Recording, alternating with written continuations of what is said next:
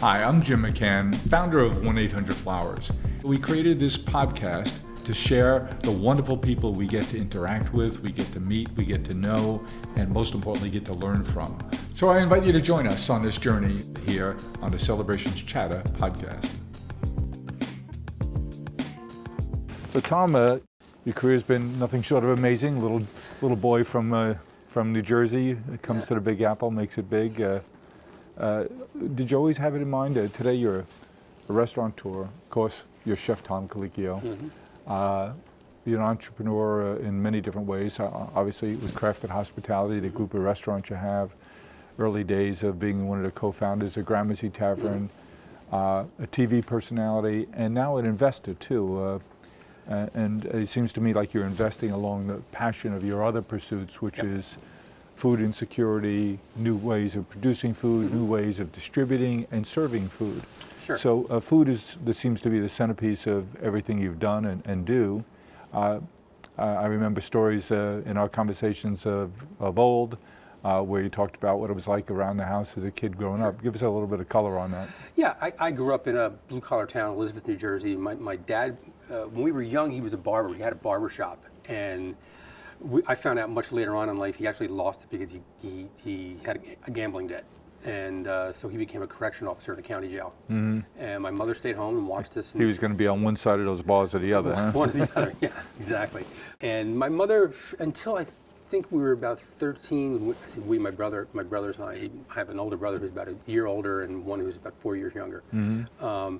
And I think when I was about 13, my mother went back to work, and she ended up working managing a school cafeteria. It was a high school cafeteria, which... Did you go to that school? I did. After they threw me out of Catholic school, yes, I did go to public school.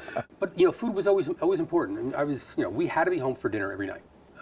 And my mother cooked most of the meals. Every now and then my father would get creative and try to do something.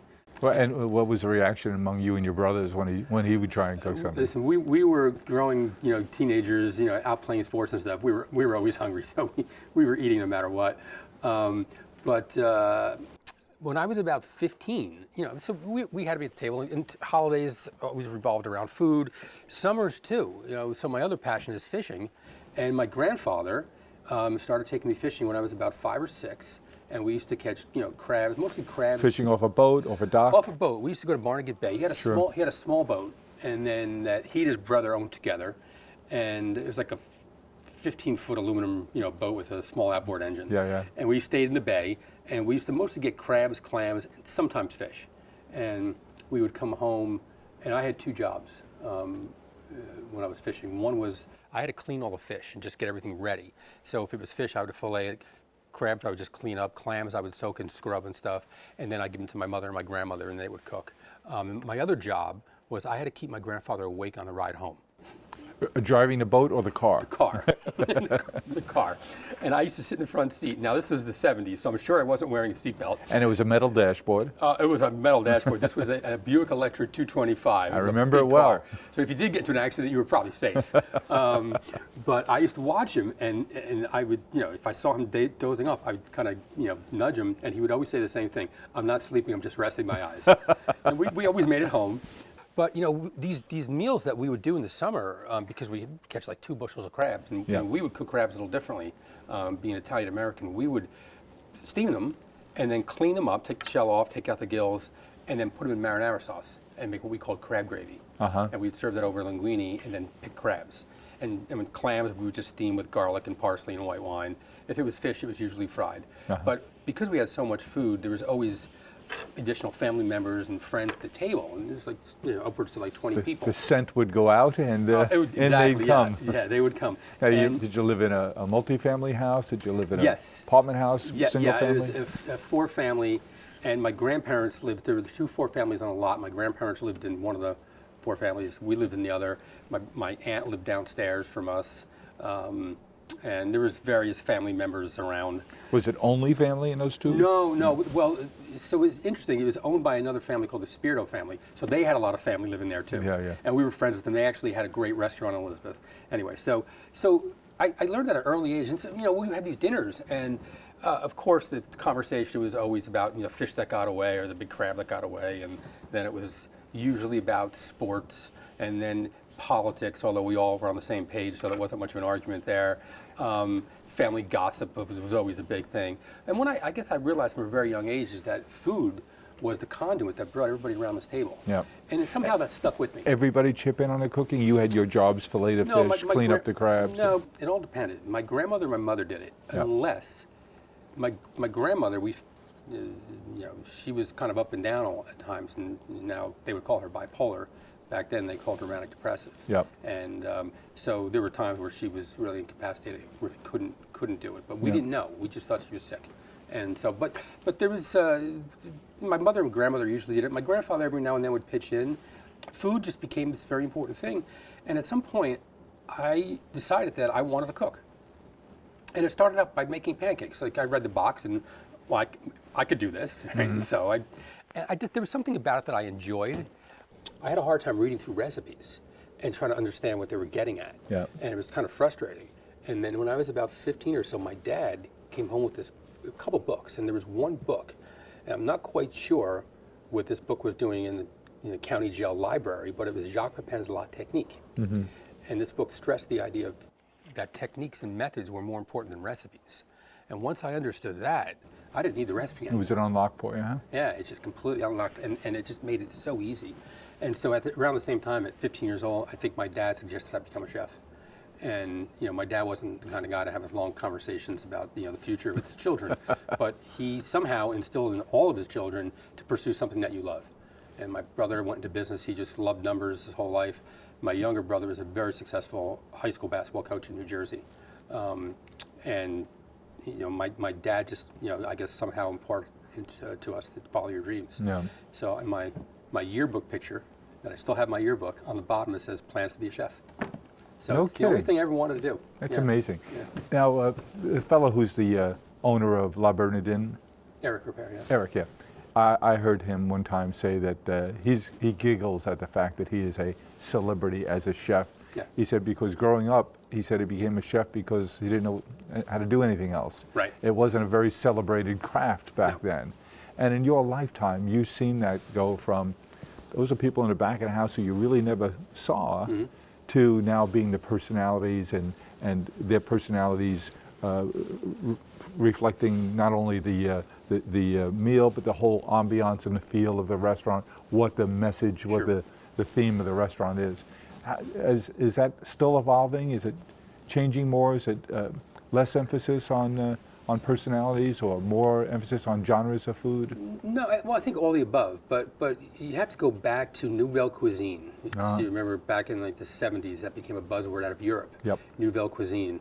And what people kind of remember from Nouvelle Cuisine was this idea that different ingredients were introduced, the food became lighter, the sauces became lighter.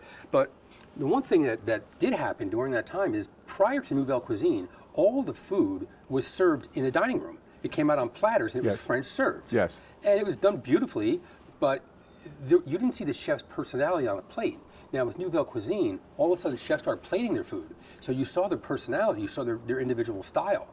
And they started breaking the norms. Yeah. And so because of that, I think people wanted to know who these chefs were. Who's the Paul Bocuse? Who's the Trois Gros brothers? Who's Georges Blanc? And these famous chefs became famous because people wanted to understand who they were. It's so interesting that now their personalities were on the plate. Yeah. And it wasn't just the food that was family style served. It was how it's presented, how it's plated is become so important, and a reflection on the personality. And regional French food started becoming more important too. These chefs were in various regions, and they were celebrating their food, but then reinventing it. And so again, when you see that kind of process, and there's a different thought that goes into it, people want to know what's behind that. And then that transferred over to America, and with the advent of new American cuisine. And was it broader here because there's such a cross-section of all different kinds of styles and ethnicities? No, it wasn't at first. Because in France, it's French food. Right, but it's still regional, but it wasn't at first. First it was new American cuisine, so you heard about Alice Waters and maybe Jonathan Waxman. James Beard. James Beard. Well, James Beard wasn't technically a chef in my book because he didn't run a restaurant, that's when chef means boss. It doesn't mean, if Bruce Springsteen were French, they'd probably call him the chef, not the boss, right? But people want to know about these personalities. And that kind of stayed like that for a while. And new people would come in, the Jimmy Snees of the world and the Bradley Oggins. These were all the chefs that were just slightly older than I was when I was coming up. And then you had, the magazines start writing about them, Gourmet and Food and Wine and Cuisine magazine, which I actually do remember. And so the personalities became more important. And that kind of stayed the same. And then with the advent of food TV, it just kind of blew up. So you mentioned the magazines. Did the magazines reflect what was happening, or did they lead what was happening? It's a good question. I think that it just became part of what the magazine had to write about. They were reporting. They weren't making it. They were reporting. So I think the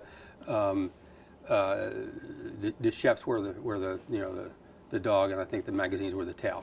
And because I think the magazines had to fill their pages, and all of a sudden they started writing about chefs. Yeah. And so, and then I have my own theory about what happened in the 80s. So after, I think I'll focus on New York. After everybody stopped going to Studio 54 and putting illicit drugs up their nose, they had to figure out something to do. They couldn't do that anymore. So they started going to restaurants in a big way. And I worked at Quilt a Giraffe. Quilt a Giraffe back in the 80s was $150 a person. Yeah. It was packed every night. They only opened 5 days a week. They were closed Saturday and Sunday. You couldn't get in for love and money. Politicians. Was there a chef's name highlighted? Barry Wine was the chef owner. Yeah. And Barry was an attorney. And then he moved up to New Paltz. He had a house in New Paltz. He decided to quit law. He moved up there and started the Quilt a Giraffe up in New Paltz, and then came to New York and did it. And wildly successful. And so my feeling is, so all of a sudden, people, they started going to restaurants, and restaurants became really popular. And that's when you couldn't get into restaurants. And that just, it really, I think, started, putting food and chefs as part of pop culture versus just in the kitchen. And that's when everything really, really blew open. When did the name, you've not named any of your restaurants, No. your name. When did chefs' names first become the name of the restaurant? Well, they did it in France. I mean, I think of restaurants like Maison Pic, when the chef was chef's name, and I'm thinking, Trois Gros, was named after them. A little later on, Michel Bras started his restaurant. So the first ones here were all French, I guess, huh? First ones here were French, although I'm trying to think, of course, the first major restaurant after the World's Fair was La Pavillon, because the French came over and did La Pavillon in the World's Fair, yeah. And then that restaurant stayed here. And they brought us the Belgian waffle. Right, and that was, right, and that was Henri Soulet, and then trained so many of the chefs. So if you can take a direct line from Henri Soulet straight down to, John George's son now is running 3 restaurants. Yeah. I had a conversation a week or two ago with a couple of guys who are in banking. They do a lot of entertaining. And we got into a conversation about the pricing of food now. And it seems to me that as I look at all the successful restaurants around, the conversation we had with those 2 extraordinary bankers was that the restaurant experience it looks like right now it's separated from cost to evaluating is an overall experience. So one of the 2 were complaining about the cost of lamb chops at such and such a place is now crazy. And we got around to you can't look at it as a cost of lamb chops. You have to look at it as a cost of an experience. Yes. And you've been there for a long time in terms of viewing it not just as those whipped potatoes that you're so famous for here at Kraft. You provide a whole experience. Right. People who come in, it's how they're greeted at the door, and you've been emphasizing the total experience forever. Sure. It's interesting. So the first owner of Le Bernardin, Gilbert Lacose, who passed away, he would talk about that. He would say, well, you're saying my restaurant's expensive. And so if it's $200 per person, you're here for 2.5 hours. If you look at it that way, it's not that expensive for an experience. Yes. But you're right, that's what we're doing. We're providing an experience. It's not just food. But also, these bankers, I'm sure every single day they're dealing with inflation. It's a real thing. Yes. And we have, for restaurants, there's 2 parts of inflation. One is the products that we're buying are much more expensive, and our labor is much more expensive. Labor went up, which is, I'm happy it did. It sort of gets me. But you always have to balance off at, okay, Of course. everyone understands, but now I got sticker shock. Right. And I have to couch it in an overall experience and not just have someone sitting there. I know it used to drive me crazy when I'd sell a fruit and gourmet basket and someone would call up and say, I could have gone to the grocery store and bought these 22 pieces of fruit for a lot less. Yeah. Go ahead. Go ahead. I can buy those lamb chops for a lot less than it cost me in your restaurant. You know, what gets me is, you know, we're in New York City, and very liberal city, right? And I'm a liberal Democrat, but you know, they're all saying, we want to see labor go up. Labor, you know, we want to see the workers make money. Okay, good. Someone has to pay for that. You know, the margins in our business are so small. Yeah. And I can't absorb that, and so we have to raise prices. And I'm okay with that. I want to see the workers make more money. In fact, I'm really glad that, you know, after the pandemic that we were able to do that. We were able to raise our pay rates and raise our prices. Now we have to see if that sticks. Yes. I suspect that the pay scale is not going to come down that much. And inflation will come down, and eventually you'll have. You mean commodity inflation? Right. Yeah. And I think the gains then, well, even service, I think, but I think the gains, I think just in general wages, aren't going to come down that much, but commodity inflation will come down, and so the gains made by the workers will stick. Yes. But right now, they may be a little underwater. I mean, maybe payrolls, you know, gains are up by 5%, but inflation's up 7%, so they're down 2%. Eventually, it's going to get down. I think it's already down to like 4 and change. So it's equalizing out. But I don't see those rates coming down anytime soon. You mean the compensation? Yeah, I'm talking about hourly rates too. Yeah. Right. And you've talked a lot. Your pal Danny Meyer has been in the forefront of experimenting with other forms of compensation beyond the tipping mechanism. Listen, I would love to get rid of tipping. But I think that the only way to do it, if I were to do it here, and I've had this. And Danny suspended that program. Yeah, he did, and he was doing it a little different than I would do it. Yeah. And I've gone down this rabbit hole on social media, and some people get it, and some people just don't. So if I did away with tips, I would still have to make my staff whole. Yes. All right. And you've talked about experimenting with that over a couple of few periods. I tried doing it for lunch when we did lunch at Kraft, and it didn't work out because lunch didn't work out at Kraft. But so the idea was that if I let's say the average tip is 20%. Yep. Okay. So now I would have to fill in that 20% gap. Okay. I'd have to raise prices probably by about 25% because now it's taxable income. Yes. And I'm okay doing that because dollar for dollar, the customer is still going to pay the same. So instead of tipping 20%, they're going to pay 20. There may be a difference of 5%, but they're going to pay more. But perception is different then. Perception is a little different then. Yeah. The argument is that, well, I want to tip someone and make sure I get better service. If you get bad service and you decide to put a low tip on the bill, do you think that waiter is going to come and tell me I got a low tip? Because I'm going to say, well, did you provide bad service? No. And we're a pooled house. So that tip, it gets pulled by everybody. Nobody feels it. So you pull all the tips? Pull the tips. So nobody feels that, okay? But if it's a true meritocracy now, and someone complains, I know exactly what I'm going to do. And on top of that, the only person who's going to get hurt is the person I have to have a conversation with because they provided bad service. You're not going to penalize the rest of the team. And then it becomes a meritocracy as opposed to what it is now. You know,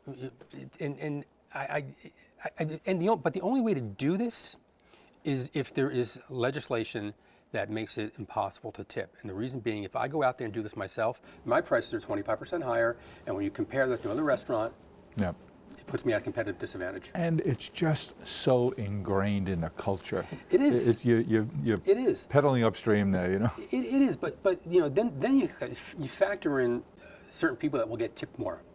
African Americans get tipped less money. Women who aren't attractive get tipped less money than a woman who's attractive. This just happens. Yeah, I mean, minorities get tipped less for you know, whatever reason. Yeah. And so you get rid of those inequities. I think it'll make it fairer. You know, but people I talk to, they just like having that control. They think they have control. They really don't, but they think they do. Yeah. You know, you emphasize something I've tried to emphasize with my kids all their lives. My kids are now starts with a 4, and and I have always emphasized with them, I always wanted them to work at least at one point in a service industry so they'd understand what it is to work for tips. Sure. And they each did, and I think it helped them to round out who they are. They're pretty wonderful people. But I always said to them, it doesn't cost more to have a personality. And when you have someone, wait staff, who has a great personality, it just makes a difference. How do you work with your team? Because I like to dine here at Kraft. I think it's the best restaurant experience in New York that I've experienced. And a big part of food is always terrific. The place looks great. But I think what sets Kraft apart from other restaurants is the universal level of service and engagement on your floor staff. Right. Let's split two things here, service and hospitality. Because service is the mechanics of getting the food to the table, taking the order, pouring wine, things like that. Yeah. Hospitality is how you feel Yep. when someone's taking care of you. You feel hospitality. Service, you don't want to feel service. You don't want to see service. You just want to know So what's there. happens, Yeah. right? And so part of creating that is creating a culture in the restaurant, a culture of hospitality. And we're lucky that we have a few individuals who just exude hospitality. People like Cesar, Yes. and Ed, and they're just masters at it. But Cesar, when he came here, over 20 years He ago had it. now? He had it already. He had it then? He had it. He was just, Danny likes to refer to it as 51%. Like 51% of if someone has a desire to make people happy, the other 49% you could train. Yep. Cesar came here being Cesar. He didn't speak English as well as he does now. He's a citizen now, which is amazing. He just exudes it. It's him. It's who he is. He immigrated here from Colombia. From Colombia, yeah. And so you get lucky when you have a few people like that, and that becomes contagious. Sets the tone. Everyone sees that, yeah, and that becomes the culture. And then the stories around his hospitality become part of the culture. The stories of him not even knowing what Dr. Pepper was, and someone asked him for Dr. Pepper, and he figured it out, ran over to the store with his own money, bought a couple cans of Dr. Pepper, poured it for the person. They knew exactly what they had. Yeah. That's hospitality, caring enough that this will make this person's evening. That is something that it's hard. You don't teach that. That's something that's just his mother taught him that. Yeah. And that's something that. So you're bringing Cesar's mother in to train the rest of the staff? Exactly. We're sending everybody to Colombia. During the pandemic, we lost a lot of people who had been here a long time, and we hired a lot of young, people who had less experience, and they come along for it. They're there for it. But it all happens. Number one, by giving them the tools to do their job. I mean, we let them know that if you want to comp something, you want to buy someone, you hear someone and they can't, it's a party of four maybe, and someone's trying to make a decision between one pasta or the other. Bring both out. Yeah. Just let us know. Yeah. Make that, and you make that decision. We don't have to make that decision. You make that decision, but just come to us and say, hey, you got to comp this off the bill. And then people at the table, for that little gesture, it's magic. Right. What I'm trying to get them to do now is, if someone has a request, what I don't want them to do is walk from the table and go, I got to check with the chef. Because then for that 10 minutes while they're checking with the chef, you're sitting there going, what am I going to say when they say no? Yes. Not if they say no, when they say no. You're convinced they're going to say no. And so I'm trying to get the staff to say, yes, we'll deal with it. That's me training my chefs to deal with that too, because they're sometimes the roadblock downstairs in the kitchen. We like your restaurant out in Garden City at Roosevelt Field called Small Batch. We did a show there recently. It's a very different concept, but still the people in the kitchen there, and I've been in the kitchen. It's an open kitchen. It's wide open here. There's a spirit of discovery and curiosity there. That is evident in you. And how do you keep that up now as you look for different vendors? I know we're doing some things at Harry and David where we're looking for unique individual vendors for that portion of our community who are on that treasure hunt. Right. They want to find something very special. How do your chefs have access to people who have something unique and different? Are there certain times they can come and visit with your people? Do you have vendor days? No, we don't have vendor days, but it happens all the time. We're always getting special lists. We're always, the chef there, Tommy Chang, has been with me, I think around 12 years now. Kurt's been around for like 16, and so. And Kurt, who's the manager the general there, manager, yeah. Has been with you, been here at Kraft. Right. I think he was he at Beacon too? He started here as a server. and then moved up to management. I think Yeah. he went down to Beekman, and then we moved him out there. Yep. So he's been around, so he understands the culture. Now, when it comes to looking and sourcing out new ingredients, that's just a matter of reaching out to your suppliers and asking them, what do you have? What's Yeah. new? A lot of times we'll get emails from them saying these are the specials for the day, this is what we have coming in, and you want to empower the chefs to do that. And part of that is also letting them know you have free reign to create dishes. You don't have to wait for me. Yes. If you wait for me now, you've been waiting a long time. Yeah. But they understand, they're put in a bit of a box and saying, okay, you can create within this box. We got this menu. What portion of the menu do you give them flexibility to As much change as they all the want. time? Yeah. But it's a style. Say there's a style of cooking here. Yeah. And stay within that style. I don't want to come in and... Is it different at Temple? Yes, there's again, it's not something that we define. It's not written out saying these are the rules. But they know, because again, the chefs all come up through the organization. So, Yeah. and also keep in mind, going back to originally we started talking about when technique and method, they know how certain techniques that I use, and they'll always adhere to those. So I'm not worried that all of a sudden, if I want to roast a vegetable, I'm not going to get someone just putting a bunch of vegetables on a sheet pan and throwing it in the oven. That's great for home. Yep. That doesn't cut it in a restaurant. And so they know the technique involved. So anything they do, it really doesn't matter what the products are. They know how they know how I want them to treat that product, and they'll do that. I want them to be creative. There are no, listen, if they're looking at their menu and they see something's not selling, they have free reign to get rid of it. Yeah. Because it's just taking up space. Get rid of it, find something that people like. Do you like to narrow the scope of your menus? Do you ever come in and say, I think we've gotten too broad here?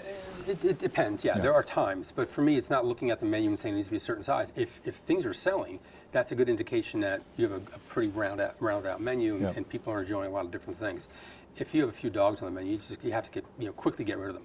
But there are dishes that chefs like that we don't want to get rid of because we like the dish, Yeah. even though it may not sell. I mean, I remember Witchcraft. I had a fast casual restaurant, although it's finally over, and we had this egg dish with white anchovies and like salsa verde that I loved. And so I wouldn't take it off the menu, but they would sell like 2 a day. I'm hearing it, I'm saying, I'm not ordering it, but if you say it's it really was- good, I'm going to try it. It was absolutely delicious, but we didn't sell it, and so we had to give it up. How did this TV stardom begin? Prior to Top Chef, I had done Today Show and things like that. In fact, the first time I was ever on TV, I swore to God I would never do TV again. So this was the experience. Was it a disaster? Or? No, it wasn't, but this was the experience. I win Best New Chef in 1991, Food and Wine magazine. I get a call from Regis and Kathy Lee, producer and Regis and Kathy Lee, saying, we want you to come on. It's on a Monday. Now, they called me on a Friday. They said, can you get together a dish and run through it? Sure. So I pack up a little cooler. It was a braised red snapper, served with eggplant caviar. In the restaurant, I would fry slices of eggplant and sandwich the eggplant caviar between it, and then it was cooked in a lemon rosemary vinaigrette with roasted peppers and lots of parsley. All right, stop. My mouth is watering already. Yeah. I cut it down a little bit, but I had the eggplant, I had the fish, I had the vinaigrette. That was the dish. Well, I run through the dish, and she was like, great. Now this is like around 4 o'clock in the afternoon. So these 2 stagehands, the producer disappears. I'm leaving. I said, what time should I come here on Monday? I said, I'll get here at 8 o'clock. So I walked in at 8 o'clock. I walked in at 8 o'clock. This producer was like, where have you been? I was like, and they're laughing. These guys are laughing now. And I was told to come at 8 o'clock. You had to be here at 6:30. You missed rehearsal. You're going to blow this. And so I'm setting up, back then, nowadays when you go into TV, someone sets everything up for you, everything's there. I had setting everything up. There's a makeshift table. And you're nervous now. I'm nervous. And she, every 5 minutes, she goes, you're going to screw this up. Thank you. So I'm out of my mind.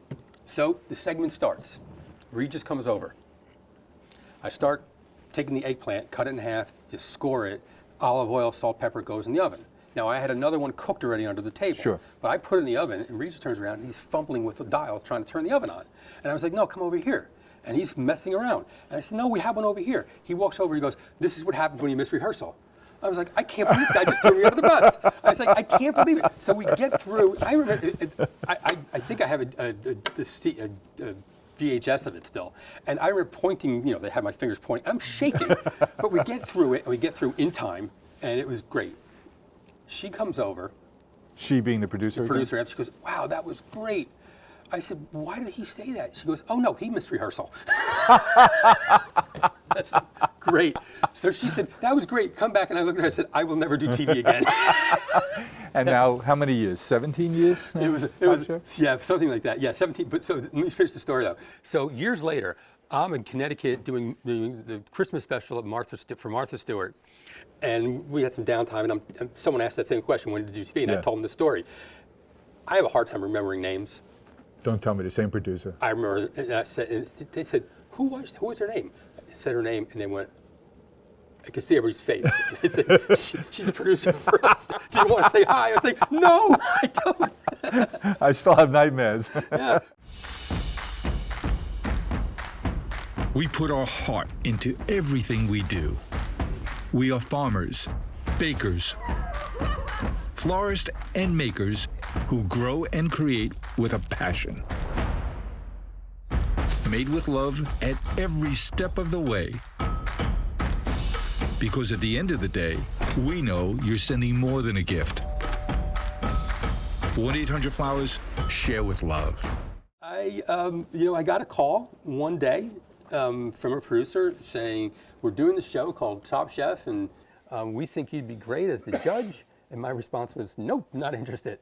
It was like reality TV. There was some other reality TV done around restaurants, and it didn't really go well for the chef. I'm like, I don't want to do this. And they called back again. They said, listen, we think you'd be really great. Can we just send someone to get you on camera? Fine. So someone shows up with a little camcorder and just interviewed me. 2 days later, they called. They said, can you come out to LA for a screen test? I said, no, I'm not coming to LA for a screen test. I don't want to do this.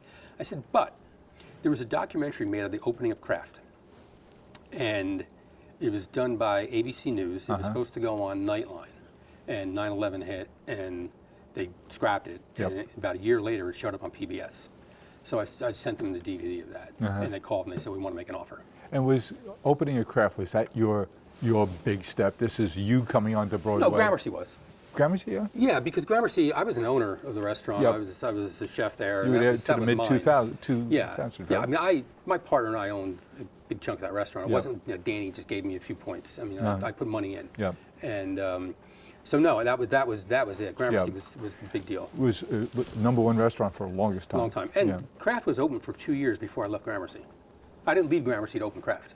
You're belt and suspenders. Right, I did both, and then eventually, in fact, I was going to buy the restaurant from Danny. Oh yeah. And over a weekend, we had the deal all done, and over the weekend, I thought about it and said, well, this is what I want, and I made a decision to sell it.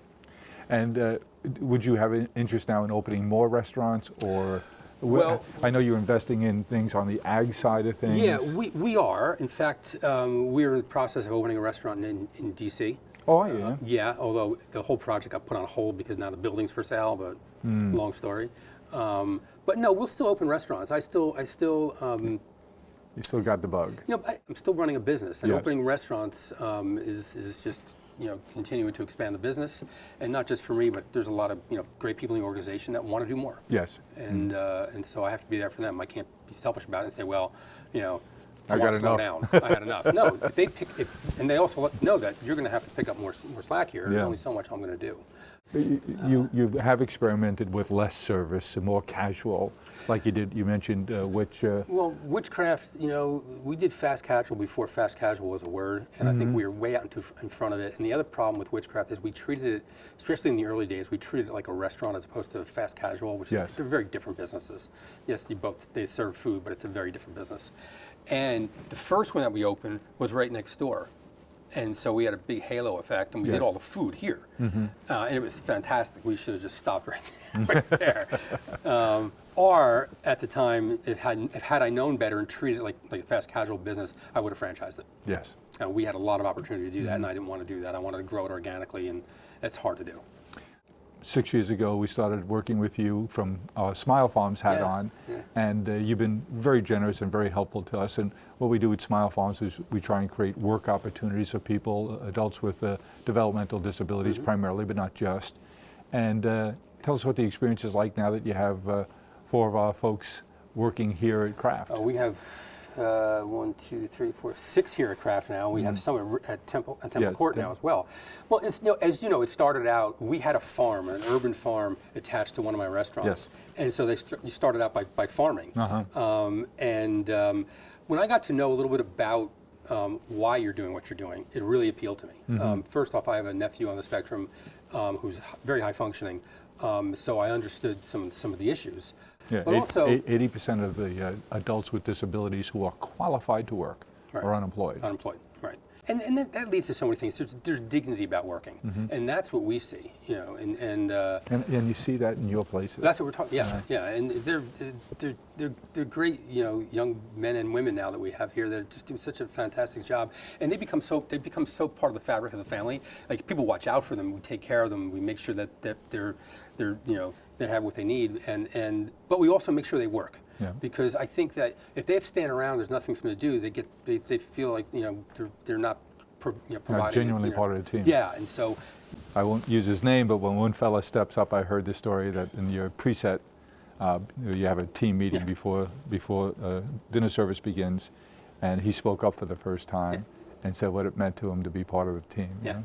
Yeah. That has an impact on everybody, right? But that's also what they go to a family meal or a lineup meeting, and, you know, we're talking about the day, who's coming in, issues from the night before, things we're working on, new dishes. Every night we taste wine, and so I think they're seeing this interaction between you know, the team here, and they feel part of it. And I think eventually they get the nerve to speak up. You know, if you talk to my brothers, they would say I'm the least likely person to do TV. Because you're shy. I was shy. Yes. Like, the idea of getting up in front of the class and having to present something freaked me out. Yeah. It was working in restaurants that got me over it, because when I was the chef in the restaurant, I had to get up every day and talk about What you were doing. what we're doing, and get over it. And so you see them also, when they come, they start to open up, they start to blossom, they start to realize that they have worth, there's value in what they're doing, they're part of a team. It's not just a paycheck. No, it's not at all. No, it never has been. Yeah. It's about the dignity of work. It's about being part of something. It's about feeling that you're doing work that's meaningful, and it's great to have them here. I mean, we wouldn't trade it for anything right now. It's part of our company. It's part of who we are. You get it, and I think we need to tap into your knowledge about where food production is going. And I say production reluctantly, because you grow it, you raise it. There's all different things. It's not production. But you're involved in some vertical farming operations. You see anything there that you think really has promise, or we're in the very early stages of something you think will be big? Sure. Well, I'm an investor in Bowery Farms, and I do, and I'll tell you why. Climate change is a thing. You know, it's not something made up. I'm a farmer. I've learned. My goodness. It's real. And you hear stories, a couple years ago in Spain, wiped out the entire lettuce production because of floods. Yes. You see that in the Central Valley, you know, after this winter. Strawberries underwater. I can tell you about the stress on pears in Southwest Oregon. Sure. Thank goodness this year we had a tremendous snowfall, so the snowpack is melting. It looks like we're going to have great water this year. Yeah. But I'll give you a number there. We normally harvest about 16,000 tons of pears, and we use a small percentage of those in our gift pack. The rest we sell off to one grocery chain. Last couple of years, we've only harvested 5,000 or 6,000 tons. Yeah. Looks like we'll be back to 16, 17 this year, which is thank God. But that was 4 or 5 years of drought there that was very tough on us. So Bowery, I think they use about 95% of the water that they use is recycled. And they're not going to be affected by climate change. They're inside a huge warehouse. Yes. And so it's a real hedge against climate change. And I think we're going to need all, you know, listen, in the perfect world, you grow everything outside under the sun and it's great, but we don't live in a perfect world. And so I think it's necessary. Plus, to feed the 50 billion people that we're going to have on this planet in 10 or so years, we're going to need a lot of tools in the tool shed to make sure people are fed. The other, you know, I invested in a few alternative protein companies, and same thing there. I mean, there's going to be a shortage of protein. You need a lot of shots on goal here. You need a lot. Yeah, you do. Exactly. Yeah. Next week I'm in Ohio at the Jones family farm. Oh, you're going up there? Oh, yeah, good. I was in Ohio yesterday. I'm going back next week. We're going to have dinner on the farm. Tell Farmer Lee I said hi. I just saw him last week. He was at a party that I was at. Is that right? Yeah. Well, I think they grow the finest vegetables I've come across, and it's asparagus season right now. It is. So we'll be harvesting asparagus, and he grows green, purple, white, and yellow. Yeah. And so we'll be harvesting and enjoying them right there on the farm. Good, yeah. Wonderful family, 6 generations working that farm. Yeah. he and I have this. I love what he does, but because I like to buy local, I don't buy from Ohio, and we always have this. But every now and then I do. Yep. So I jumpstart the season because the growing season starts a little sooner there than here. Yep. So we'll start buying stuff. Plus, he has some specialty stuff. These tiny little, Microgreens. not the microgreens, flowers. These little tiny herb flowers, and there's a whole bunch of different flowers now that are used, culinary flowers that you see more and more of, and some of it's quite good. He's been working too with the University of Ohio State University on the food science people with food is medicine. Yes. And he was explaining how a rhubarb, before it begins to grow the fruit, is super, super dense in nutrients. And broccoli. But he also told me that broccoli that we get now in a grocery store is 3 times less nutrient dense than it was when I was a kid. Sure.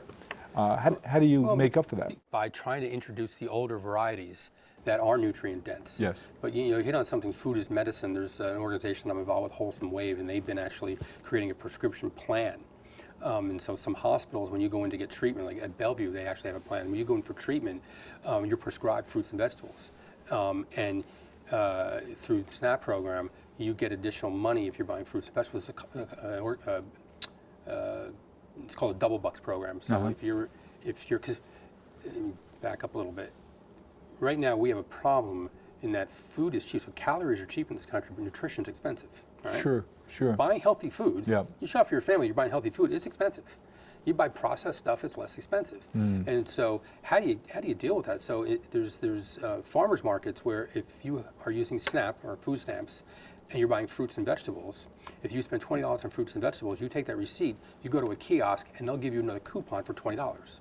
To try and change the So behavior. this is an incentive for people who are low income to buy healthier food. All right.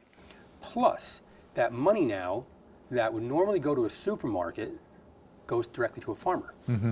There's a multiplier effect of like $1.75 for every dollar that a farmer takes in because they're buying materials, they're buying equipment, they're hiring people, and so it makes perfect sense. We need people to eat healthier food, but if it's expensive, they're not going to do it. Yeah. And so it's easy to demonize someone for making bad choices, as if they actually have a choice. Yep. Right. And so, but the prescription is same thing with that. The doctors are saying you need to get more fruits and vegetables into your diet, and we're going to make it easier for you to do that. We're going to give you money. I'm forgetting which program, but actually they used it to fund that. But it's starting to take hold. It's starting to make sense. And then, I'd like to see the insurance companies get more involved because they're going to benefit from a healthier country. Yes. Right? When we were out at Small Batch and we interviewed Dr. Patrick O'Shaughnessy, who's the CEO of the Catholic Health System on Long Island. Right. We just did a restaurant there. I see it. And tell us about that program because... Well, why don't you finish what you were saying? Well, he's turned me on to this sad fact that in his 6 emergency rooms on his 6 hospitals on Long Island, that about 40% of people who present in those emergency rooms are hungry. Yeah. And so he's quietly started a program, which you're now supporting, where they're creating to-go bags. Yeah. So if a social worker or a nurse or a doctor is interacting with a patient, they sense that food is an issue, and in conversation they find out it is, and they send them home with a pack of food that has real good foodstuffs in it. We're supplying some of that from Smile Farms, and you've gotten involved in that program. So tell us about the program you're working with Dr. Patrick on. So we have a restaurant that we opened there called Root and Sprig. Actually, the operators, the Witchcraft team started something new called Root and Sprig, and we partnered with an old assistant of mine. But what they do is they go into hospitals and they take a master lease for the ground floor of retail, and they're putting better food in, more nutritious food in, services that can help people. And so I think we have 6 restaurants now, and so we're actually working with the hospital on the menus, sourcing the product. Right. But to go back to hunger for a second. That's not surprising to me at all because there is hunger in every county in this country. Every county. And so I don't care where you live. If you're in Greenwich, Connecticut, there's hunger in that county. If you're in Short Hills, New Jersey, there's hunger in that county. And so, my wife made a film a couple years back called A Place at the Table. It's about hunger in America. Yes. And it's what's frustrating to all the anti-hunger advocates is that we can fix this. Because in this country, people aren't hungry because of famine our war, our drought. They're hungry because they don't have money and we don't have the political will to make sure everybody's fed. Yeah. And then the question is, okay, why should we feed people? Well, I don't want to hear about someone who's lazy on a couch. And yeah, there's a system, and every now and then someone's going to milk the system. Yeah. That's not what you should predicate policy on, Yeah. right?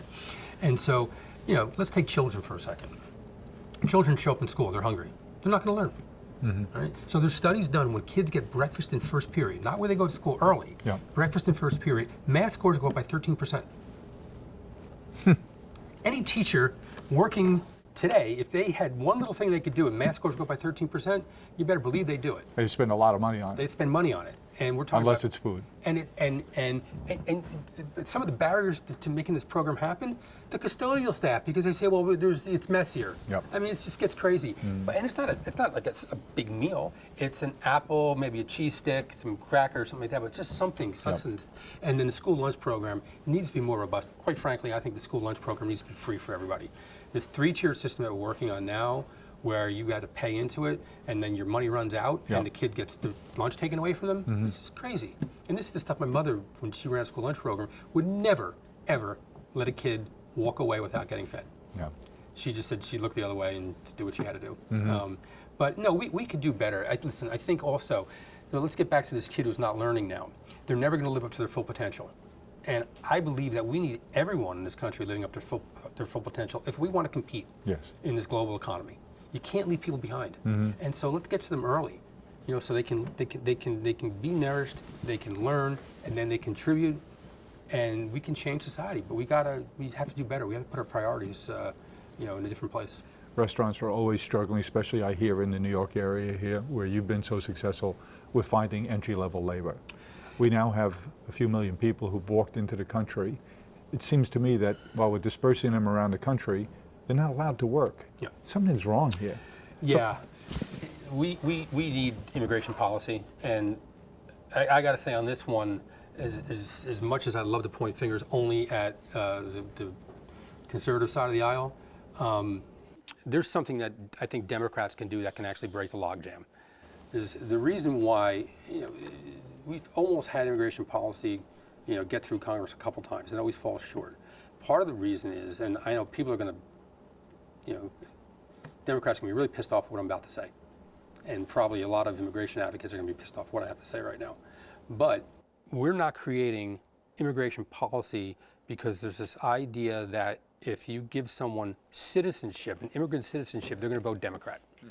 That's why Republicans don't want to do it. And yet, as a Democrat, if you say, listen, these immigrants that are coming in here, if they're seeking asylum and there's a 3-year period before they get a hearing, they should be able to work. Well, every time you talk about immigration policy, it's always a pathway to citizenship. Yep. Let's drop that for now. Let's get people working. Yep. Right? And Because if they're working, they can buy food for their family. Then they don't have time to be in trouble. and they're paying taxes. Yes, thank you. And they're paying taxes. Right now, people who are here illegally, they're working, they're getting a paycheck, and they are paying taxes because most people don't pay under the table. Yep. And they are paying, plus wherever they buy, they're paying sales tax and stuff like that. So they're paying taxes. And they're paying into Social Security, and they'll never see a dime of that.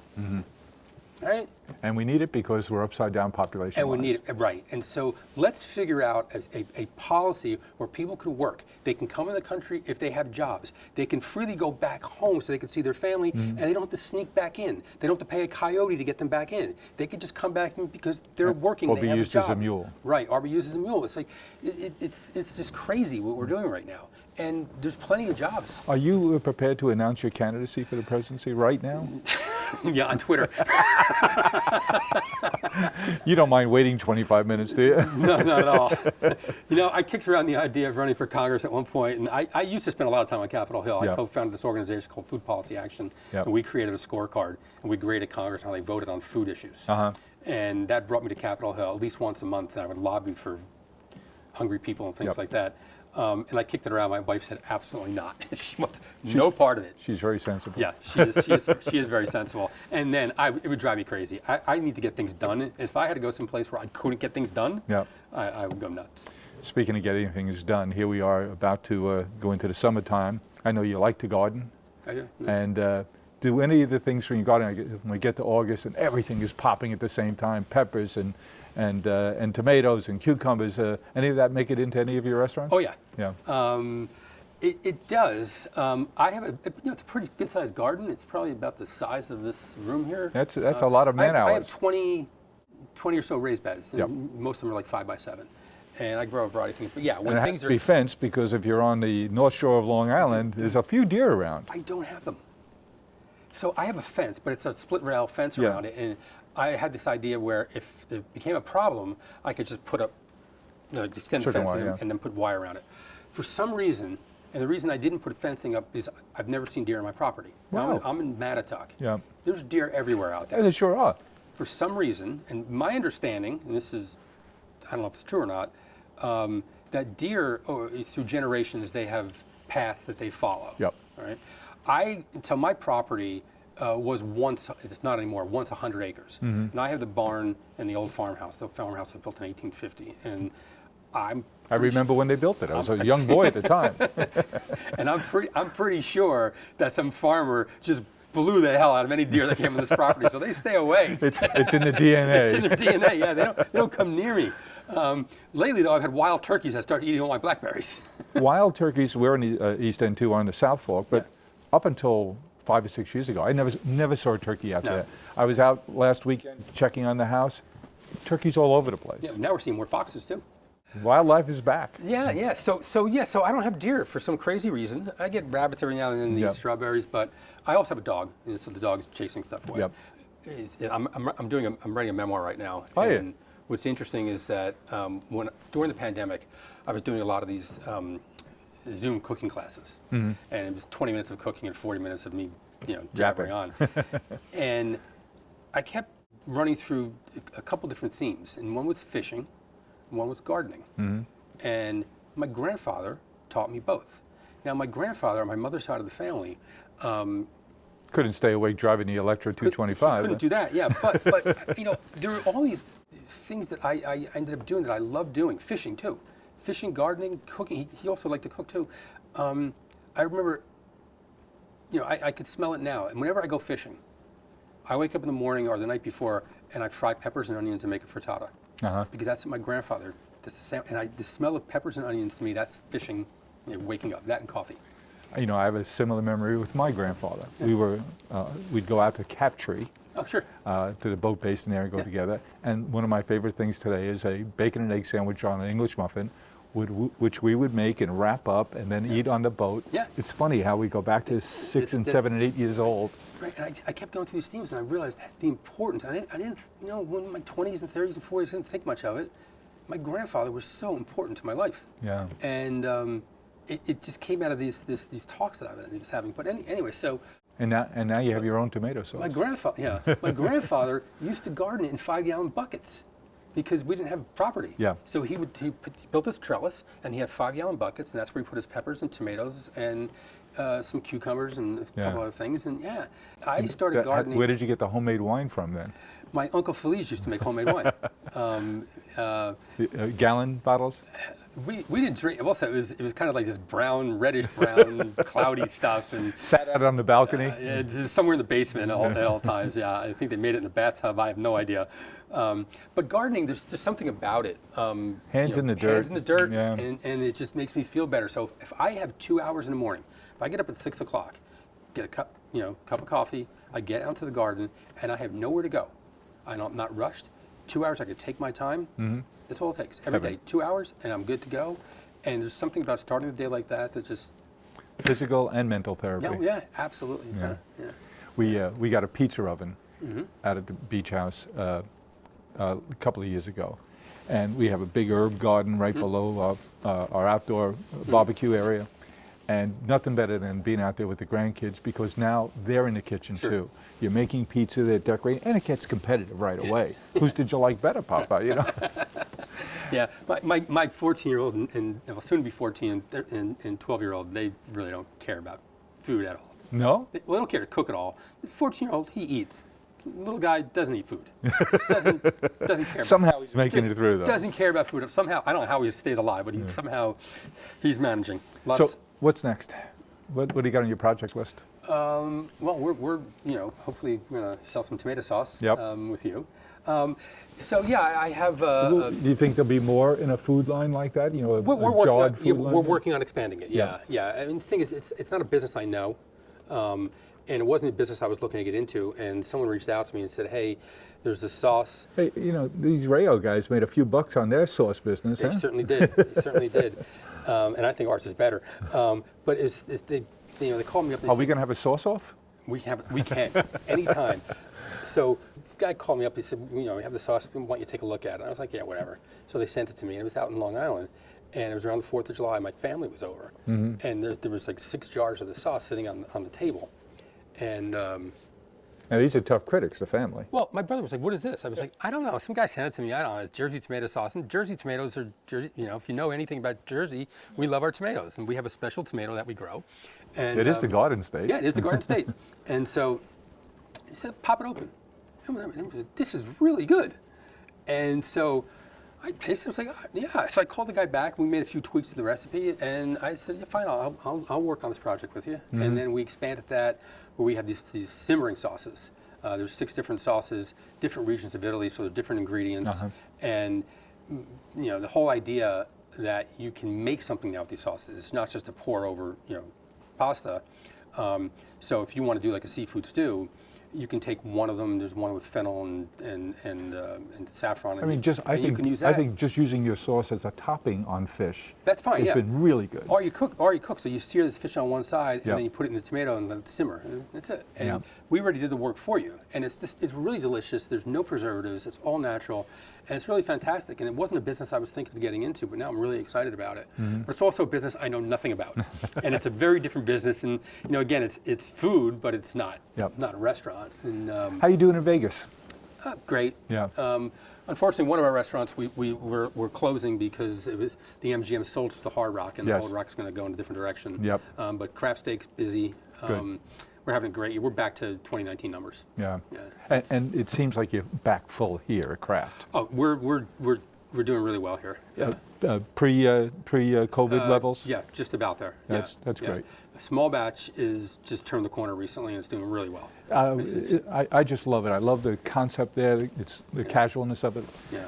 We talked about Smile Farms, and there's the things we're doing there. There's some selfish motivations there too, and some selfish good things that have come out of that. Selfish in the sense that it's really good for the culture at 1-800-Flowers. We have all these young people who work for us, who volunteer their time, spend their energies at Smile Farms, volunteer for every event we do. So that's great for our culture. Yeah. And then the second piece of that is pretty good for the family too. You mentioned I have a 14-year-old granddaughter, my oldest of 7 grandkids, but to see her want to take a day off from school to volunteer her time at Smile Farms, and they go back and do a report on it in school. So it's really good for the family too, because nieces and nephews, everybody knows they have a job. Right. And so there's some other, but finally, I get to know you. I knew you before, but get to work with you and get to really know you.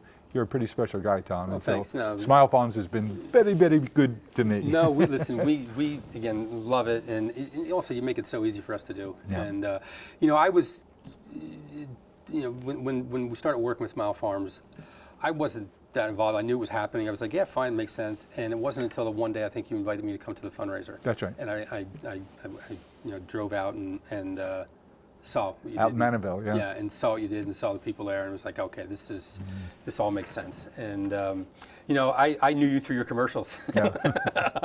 And growing up, it was that 1-800-Flowers commercial, so that's how I knew you. So it's just been a real pleasure to get to know you and. Tom, you're a good guy. Thanks for doing this. Thanks, pal. Yeah, thanks. My sister's birthday. Go to 1-800-Flowers.com. They have tons of great birthday gifts. Wow. Wow. Wow. Happy birthday, baby. Wow. Yeah, me. I got to contain myself. 1-800-Flowers. Celebrate the people you love.